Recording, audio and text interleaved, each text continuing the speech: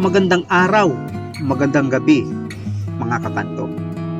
Saan man dako ng mundo kayo naroroon, kumusta po kayo?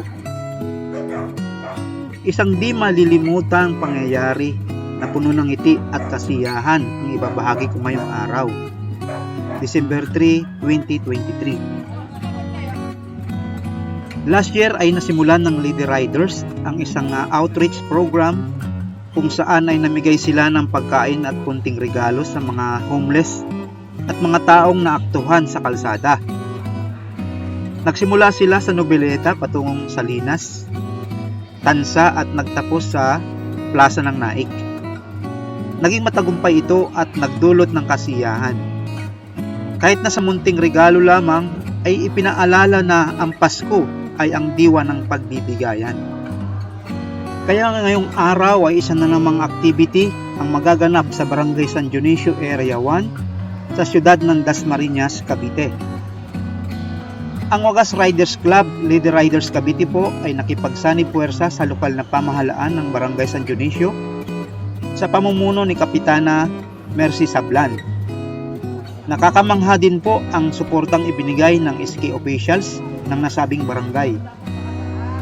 Nakiisa din ang Wagas Riders Club Laguna Main Chapter, Wagas Cavite's Pride, at nagpaabot naman ng mga laruang stop toys ang Tagaytay Road Blazer dahil sila ay may mga pasok pa sa trabaho.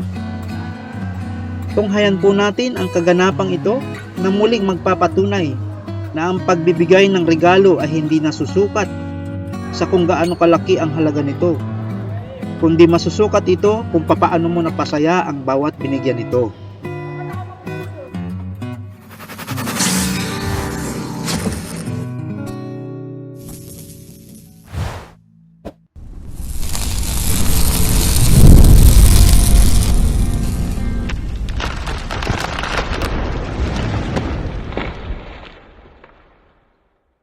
Let's go!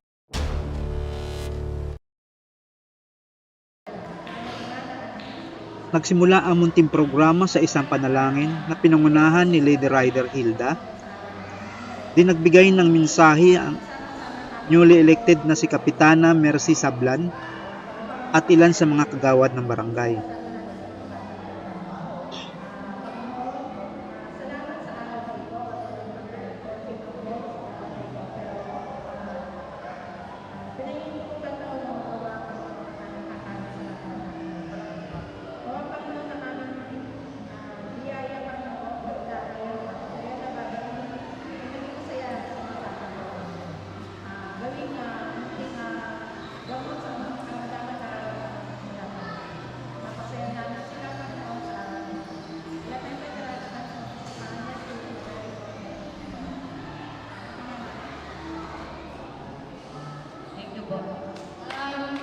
Bago po, inihingan po natin ng isang speech or mensahe ang ating kagagawan na kapitana.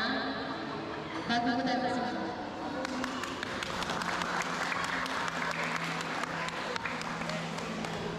Magandang umaga po sa ating lahat.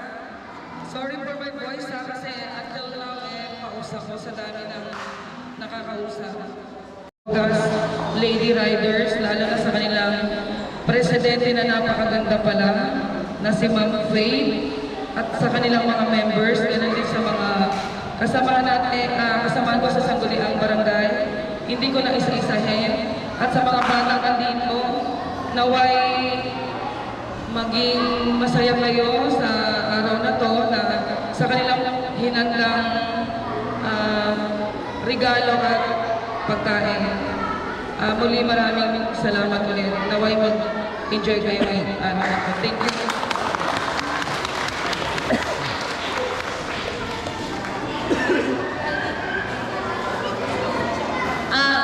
Yung mga honorable consul po natin.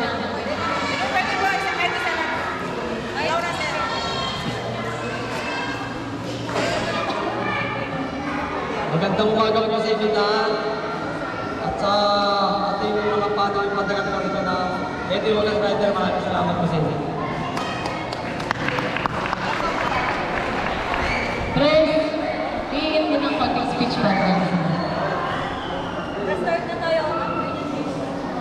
Magandang umaga po sa lahat. Maraming salamat po sa lahat na nagpunta kahit medyo masama ang panahon. Pinaunlakan niyo kami na saluhan sa aming mga munting handog para sa mga bata ng Barangay San Dionisio, Area 1 Dasma. Meron kami, pasensya na po, konti na talaga ang handa namin kasi kami maliit na grupo lamang. Hindi ko po talaga akalain na marami talaga palang bata dito. Pero sana yung mabibigyan, maging masaya kayo. Ito ay aming early Christmas gift para sa mga bata ng San Dionisio. Maraming salamat po. Happy and Merry Christmas. So, ang susunod po natin ng activity ay pili po muna tayo. Kahit po muna tayo bago tayo magpa-games. Tsaka meron kami konting parapol pagkatapos ng games natin. Thank you po. Bago ang pamimigay ng regalo ay naghandog muna sila ng isang salo-salo para sa mga bata at para din sa mga magulang. Nagkaroon din ng mga palaro na lalong nagbigay ng kasiyahan ang pakikilahok ng mga magulang. Ang pinali ay ang pamimigay ng mga regalo sa mga napiling mga kabataan.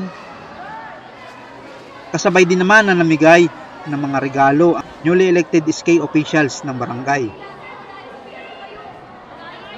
Ang palaro at pamimigay ng regalo ay mapapanood sa susunod na upload ko.